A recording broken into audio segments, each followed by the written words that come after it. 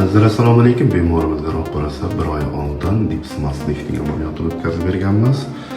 Operatsiyadan keyingi rezultatni ko'ryapsizlar. Chandiqlarimiz почти yo'qolib ketgan, o'sha bilinmaydigan holatga bo'lgan quloqdami koziloklarimiz sun'iy bo'lib qolmagan va tabiiy quloqdek turibdi. Mochkalarimiz pastga tortilib qolmagan. Juda ham chiroyli natija bo'lgan. Eng ahamiyatli jihati mana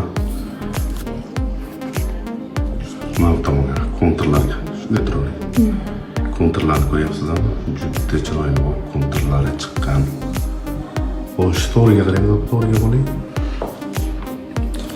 Opamizning oldingi holatini ham video davomida joylayman.